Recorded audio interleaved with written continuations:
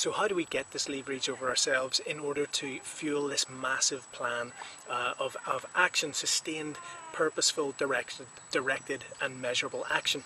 Well, if we give ourselves enough reasons why, that's kind of leverage that's going to help us sustain that action throughout the course of time that we need to get to our vision. So we could envision the negative reasons why we need to continue on this course of action. What happens if I don't continue to exercise? What happens if I don't continue to eat healthily? What happens if I don't continue to make improvements in this relationship, in this marriage, in this business partnership, or with my siblings, family, etc. in general? What happens if I keep wasting money? What happens, etc., etc. Okay, so that's a series of negative outcomes that we can create and that we can visualize so powerfully that we can condition ourselves to move away from them. Our physiology, our brain, is programmed to move away from what it regards as pain and towards what it regards as pleasure. Of course, the problem is that we indulge in so much pleasure that we create pain. And nobody wants to spend all their life in total pain and no pleasure. So we've got to make a kind of a balance in training our neural pathways to get a kind of, if you like, a thrill out of going through the no pain, no gain process that Arnie talks about, that get a satisfaction of achieving the bust through from going outside of our comfort zone as we move towards these more pleasurable states. And equally then we also need to visualize the pleasures, the positive outcomes.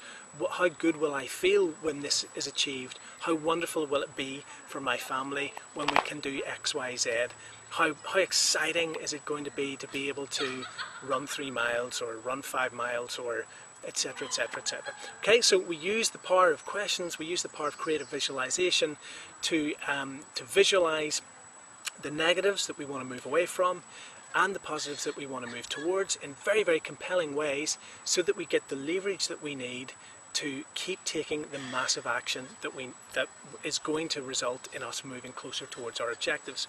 And finally, if we make a commitment to massive action, hold yourself accountable, and maybe if you appoint a friend or a family member or a coach or somebody to hold you accountable to the massive action that you say you're going to take, and then it becomes much harder to bail out on that.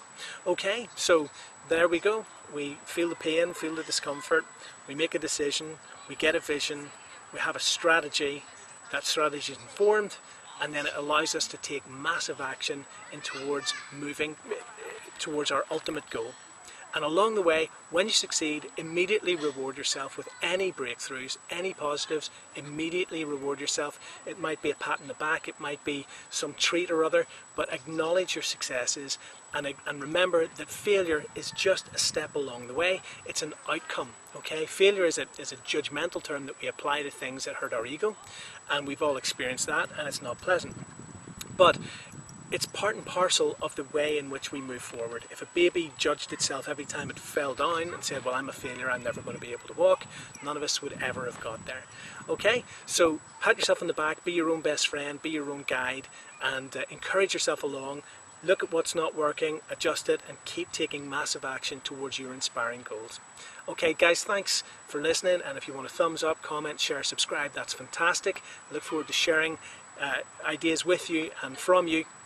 And if blogging appeals to you as a way in which you can share your vision, your inspiration and your passion about the world around you, then click on the link below. And I look forward to seeing you in the next video.